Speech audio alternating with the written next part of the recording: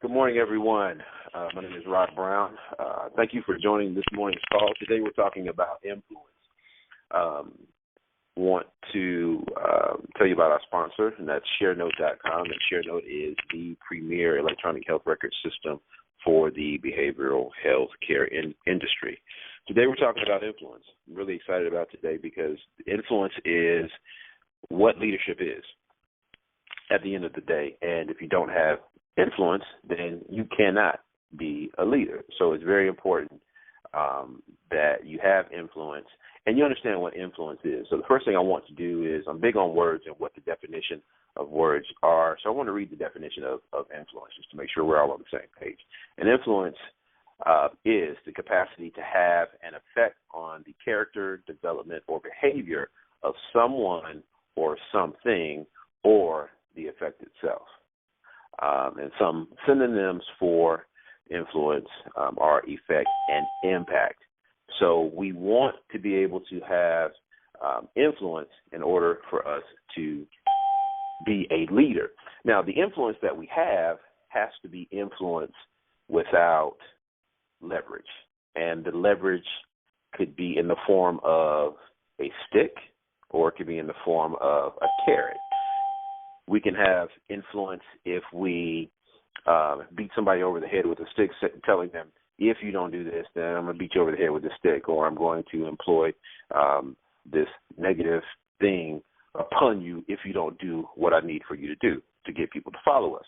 Or we can offer them something really, really nice. If you follow me, then I'll give you X amount of dollars. I'll give you this nice car. I'll give you something in order for you to follow me. So real influence is influence without a carrot or without a stick or without the leverage to be able to have someone follow you. So the best way to talk about influence, in my opinion, is to talk about what influence is not, okay? So there's some myths about what influence is, and we're going to go over those myths right now. The first one is a management myth.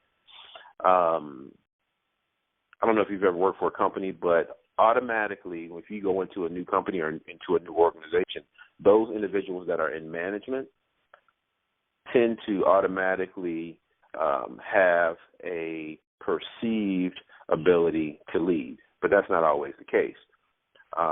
The idea that leading is managing, they are so far from being the same.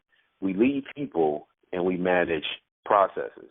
You can have someone in an organization that can manage the processes or push the processes that are in place forward, but can't influence anyone in the organization to make a change. And that's the difference. Leaders can influence people to make changes. Managers can manage processes or move the processes or the policies or procedures that are already in place. They can move those forward. Another myth is that entrepreneurs are leaders. So there's an entrepreneur myth.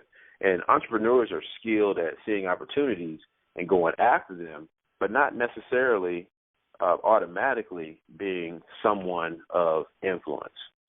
Another myth is that of the knowledge myth, that individual that might be in an organization that has a whole lot of knowledge about something because they've worked in a particular space for 20 years, 30 years, and they have a huge knowledge base, but that doesn't automatically make them a person of influence.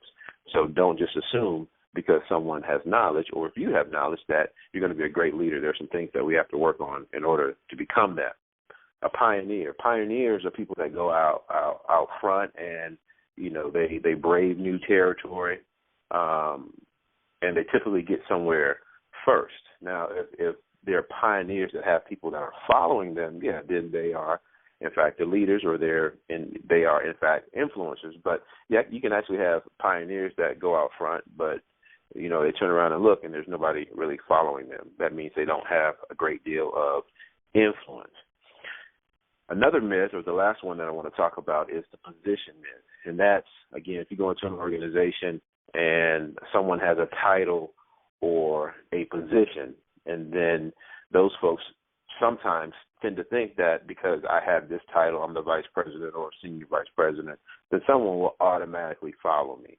Again, that's not the case. You have to be able to will influence So leadership is not a title. It's not a position. It's not power. It's not stature. Leadership is influence, period. And that's the bottom line. So what are some of the ways that we can increase or influence our overall impact as a leader? So let's talk about 7 factors of influence. Okay, number 1 is, I believe, is character, and your character is basically who we are. Okay, well, what are the things that we do when people aren't watching us? That defines our character. That's number 1. Number 2, relationships, and that's who we know. So if we have good relationships, that will enhance our ability to be better influencers. Knowledge.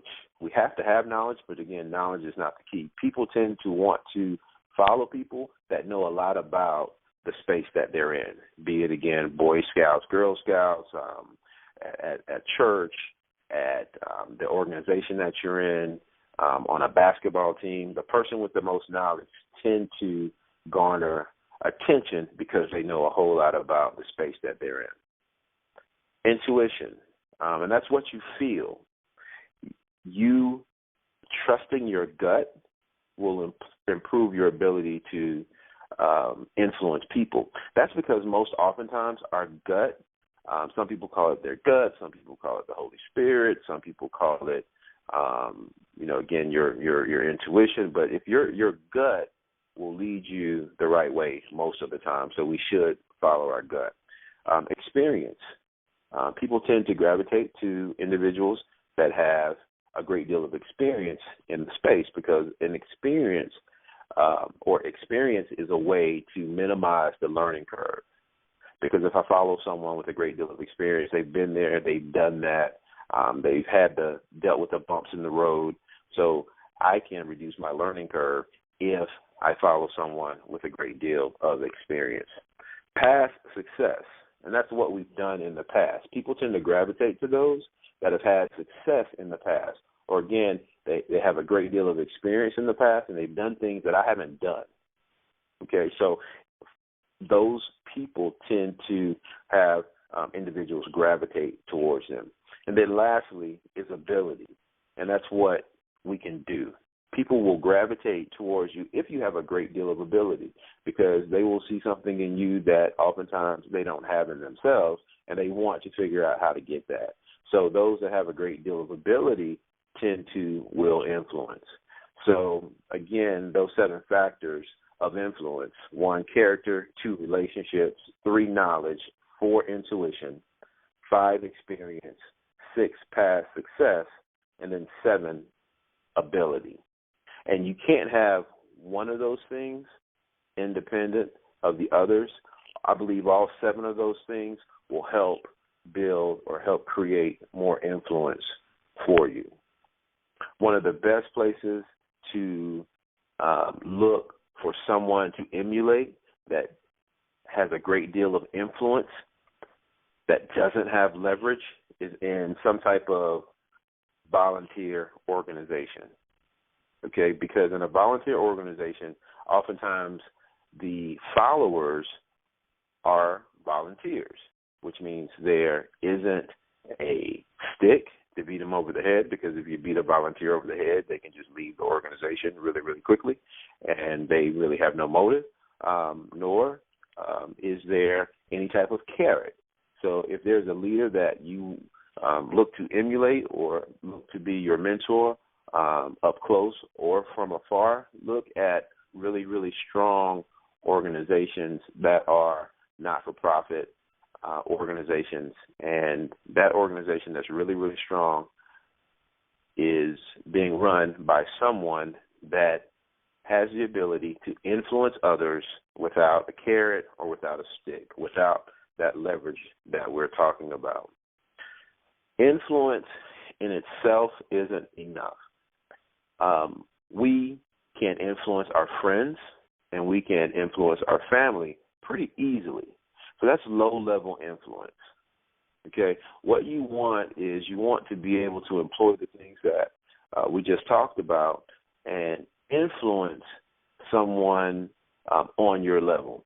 Influence a peer. Once you're able to influence a peer who's not a friend or a family member, that's when you become higher level influencers, and that's where you want to get to. At the end of the day, people want to know three things that you lead. They want to know three things. Number one, they want to know, does this person care about me? Does this person care about me? They want to know, number two, can this person or will this person help me? Will this person help me? And then number three, they want to know, can they trust you? Two of those things are about your character. Do you care for them or do you trust them? So that character piece is really, really important. And if you really want to know how much influence you have on those that you lead, ask them those three questions, or ask them, do they believe that you care, that you care about them? Ask them, do they believe if you want to help them? And ask them, do they trust you? And just listen for the answers. If you really want to find out if the folks that you are leading are following you because you will influence versus some other reason, a paycheck, or because they just have to be there. They're on parole or something, okay? Lastly, what I want to talk about is having what I call infinite influence. And I want you to have the type of influence that can't be cut off. I want us to be wealthy with influence. I don't want us to just be rich with influence. People that are rich, they can lose their money. People that are wealthy, it's almost impossible to stop the money unless they go buy islands and countries and things like that. So it's really, really important that we are wealthy with influence. And I believe that we can have that infinite influence, or we can have wealthy influence, if we walk in three things. And one is gratitude.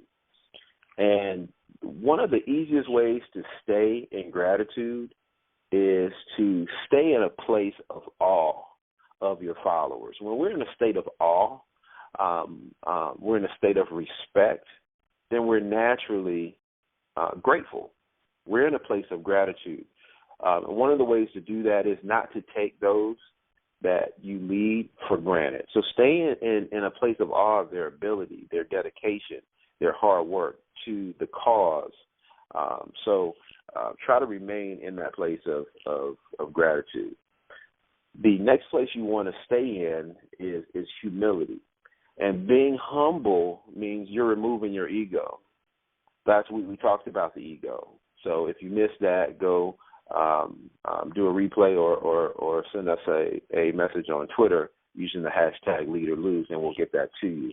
But remove your ego. Stay humble. Stay in a place of humility. And then lastly, what you want to be able to do is to stay in a place of generosity. Don't hoard. Don't be stingy, and make giving a way of life. Not being generous suggests that you only believe what you have right now is all you can have.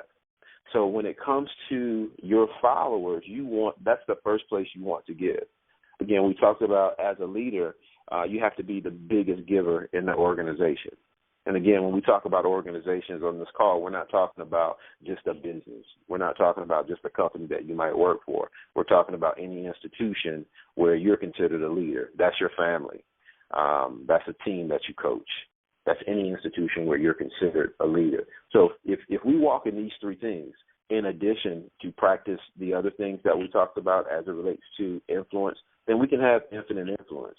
If we remain in gratitude, if we stay humble, and if we are in a constant state of generosity, then I believe that we can have influence all the time, which will make us much more effective leaders.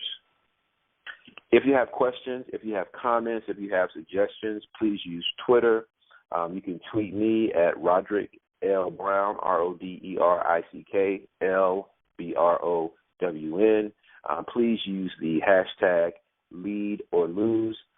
Again, we want to thank you for joining the call. I want you to have a great day. 15 minutes are up. Time flies when you're having fun. I send you blessings. Have a wonderful day.